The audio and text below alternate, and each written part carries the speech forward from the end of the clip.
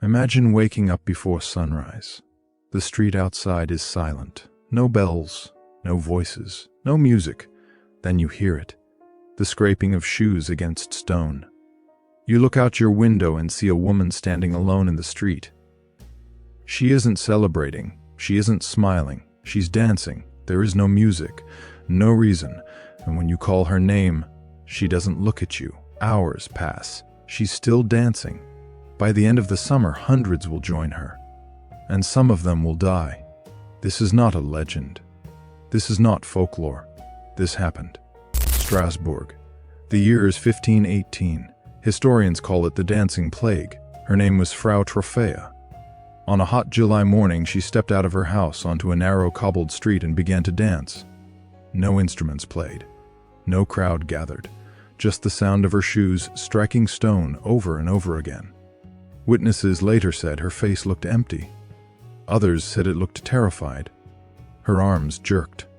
Her legs moved in stiff, unnatural patterns. Her husband begged her to stop. Neighbors tried to hold her still.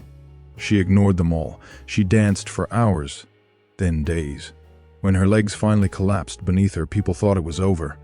But when she woke up, she stood and she kept dancing. Within days, something terrifying happened. Other people began to dance. At first, only a few, then dozens.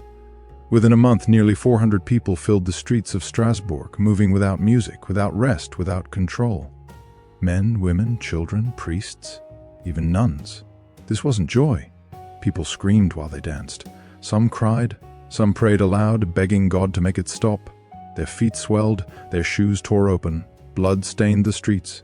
And still, their legs would not stop.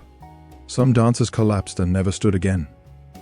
Contemporary accounts describe people dying mid-step, their hearts giving out, their bodies overheating, their strength completely drained. No official death count was ever recorded, but witnesses described people dying almost daily.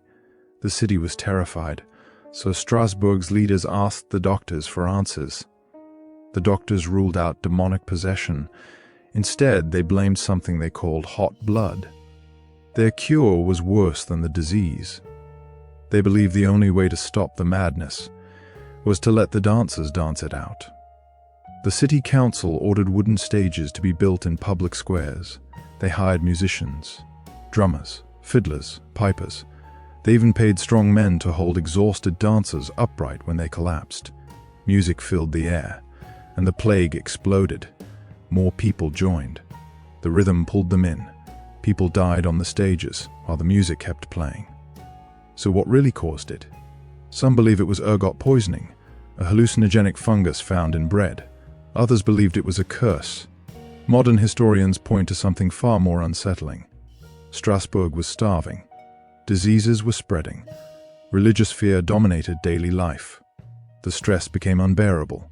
The human mind broke. Fear turned into movement. Belief turned into reality, a mass psychogenic illness, the body obeying panic, even unto death. Eventually, the city changed its approach. Music was banned. Stages were torn down. Survivors were taken to a mountain shrine dedicated to Saint Vitus, the saint believed to curse dancers. Red shoes were placed on their feet. Prayers were spoken, and slowly, the dancing stopped. By September 1518, the streets of Strasbourg were quiet again. No cure, no explanation, just silence. Hundreds danced, some died, and no one ever truly understood why. And yet, this wasn't the first time people danced until they collapsed. And it wouldn't be the last. Decades earlier, children had done the same thing. Marching, dancing, disappearing. Their story survived as a fairy tale. You know it as the Pied Piper. Next time, we open that case, because sometimes history doesn't forget. It just hides. If you want more true cases pulled from the darkest corners of history, subscribe to Bizarre Briefs.